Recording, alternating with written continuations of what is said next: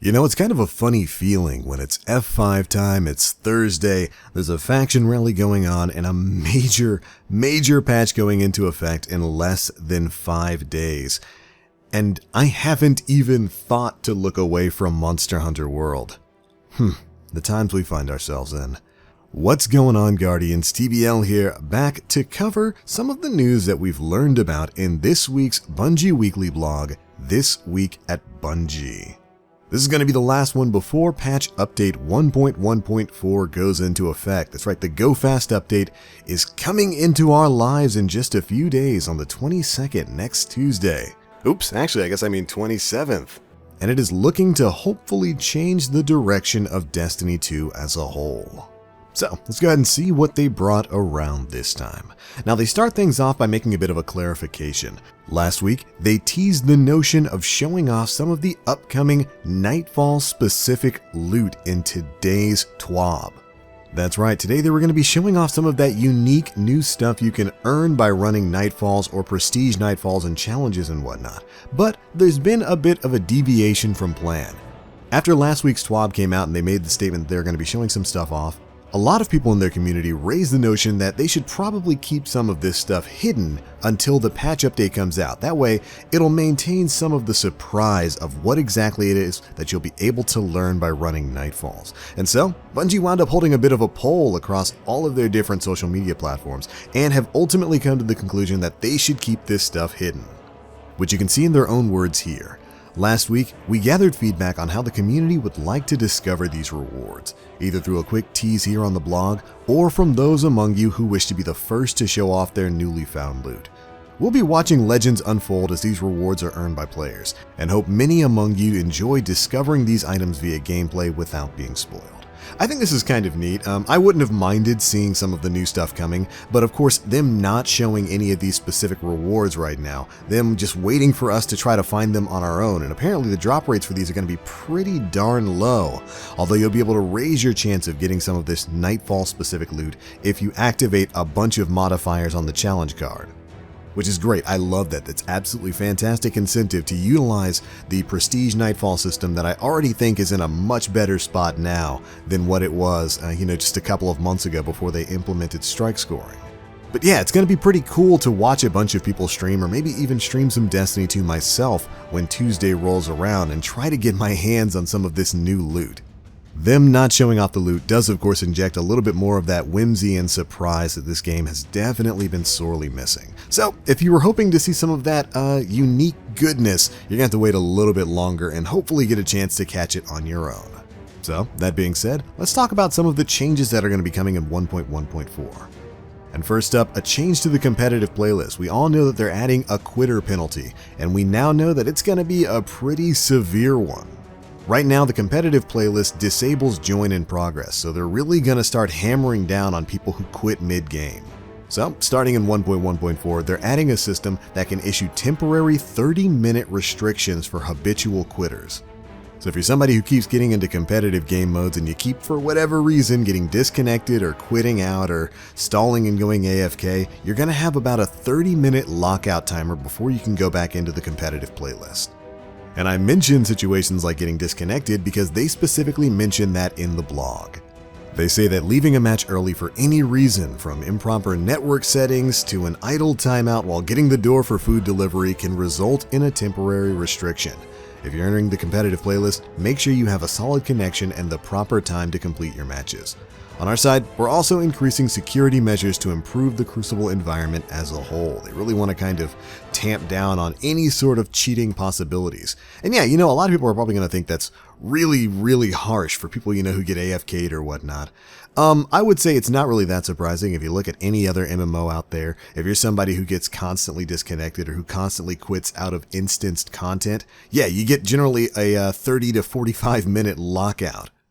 And with how widespread quitting in progress is in the competitive playlist right now, I'm really not surprised they went with a heavy-handed approach for this.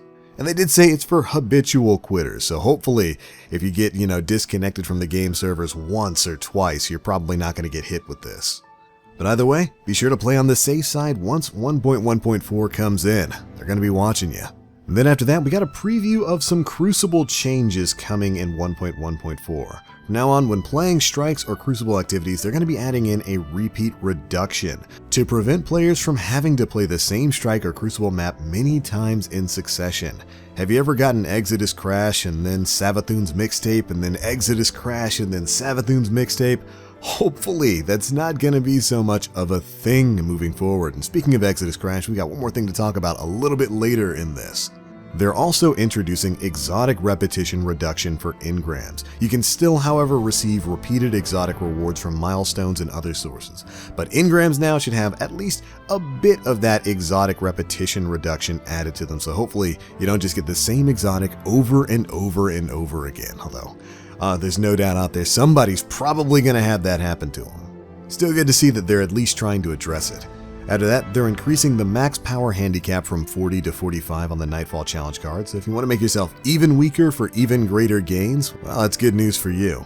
And they've fixed a couple of issues, one of which is a really frustrating one for me, so I'm very happy to see that it's being fixed. One, they fixed a weird issue that prevented some players from reaching the boss encounter in the Strike a Garden world. They've also fixed an issue where some emblems were not displaying the statistic they're supposed to be tracking.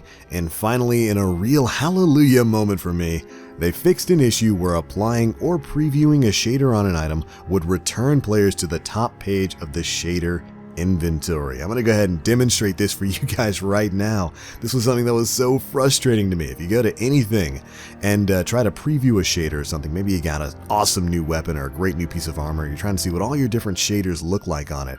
When you preview, it takes you back to the first page of that. It's a really frustrating, really small issue that I'm super glad is going to be fixed next week. It really is the little things. At this point, with the state of the game the way it is right now, you really have to appreciate even the smallest things you can get. Says the all too salty guy right here. But if none of that works for you, you're still not excited for 1.1.4. I've got something. I've got an ace in the hole for Bungie that I know is going to get a smile on your face. They're spreading some awareness here.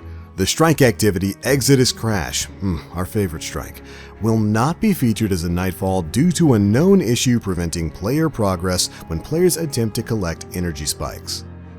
Their goal is to resolve this in update 1.2.0 scheduled for May, and until it's resolved, the Nightfall unique reward associated with this strike will not be available. That should put a smile on your face. That means Exodus Crash, the worst strike in the game, possibly the second worst strike in Destiny history, second only to the Wretched Eye, is not going to be the Nightfall for over a month, over 2 months.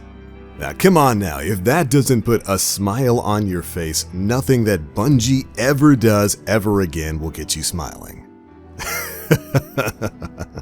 But there we go, those are the biggest things brought up in this week's This Week at Bungie. A fairly light-handed release considering we've got a big patch going into effect next week, but we did get the patch notes last week, so that we really didn't expect too much to be hidden in here. I mean, it was supposed to be all about the Nightfall specific loot, but as you can see, they kind of pivoted away from that.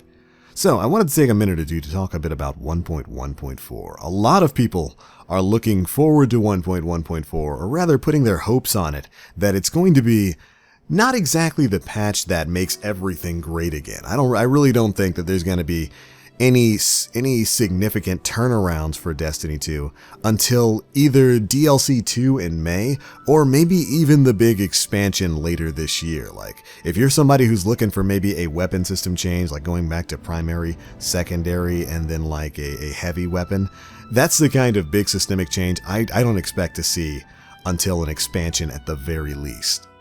But I, along with a lot of other people, are looking forward to 1.1.4 to see if Bungie can sort of right the ship here with Destiny 2. They've got a real opportunity with this Go Fast update to make the game more fun and more engaging to play. And while I'm not going to go through the entirety of the patch notes here, we have a previous video covering most of the things that are coming in 1.1.4. I will say, I'm a guy who likes to give credit where credit is due. A lot of the things we're getting are things that should have been in the game from the start or never should have been taken away from the Destiny formula, in my opinion. But there are a lot of positive changes coming in 1.1.4.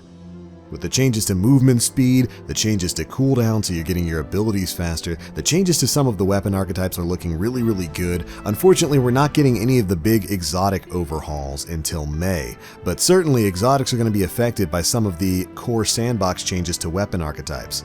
Now in PvP, I still don't know if all those other changes, without really tuning primary damage output further, is going to make too much of a difference for how I feel in PvP. I do think PvE is looking to see some pretty major changes coming next Tuesday. Certainly the whole strike-specific loot with Nightfalls and whatnot, if we can get more of that kind of thing going, that give me a reason to grind out the game. Maybe later on they could do something with different weapon perks in the mod system, maybe even bringing back random rolls like I said in a previous video. But just with the way you're going to be more powerful and faster in PvE, I'm definitely looking forward to jumping in, running a few patrols and public events and maybe even a few strikes to see exactly how it feels. I'm not riding a bunch of hopes on this to bring Destiny 2 back to where it should be, but I am expecting it to make the game a bit more fun to play. And if it isn't, well, I've got plenty of other things to play right now, and I know you do too. But alright, that's going to be it for this one, Guardians. Be sure to let me know what you all think of this down in the comment section below. Are you looking forward to seeing some of those new Nightfall Specific Rewards? I know I was, but yeah, I can wait a couple more days to see it. Be sure to let me know how you feel. And of course, if you enjoyed the video, feel free to drop a like and make sure you subscribe and hit that notification bell to stay up to date with all the latest live streams and videos and all that kind of content we're putting out. But anyways, I'm out for now. It's like 1:30 in the morning. I just got home from work and I'm covering Destiny, so you know I'm about to sleep. I'll catch you all later. As always, I am TheBlackLink. You Guardians, stay frosty.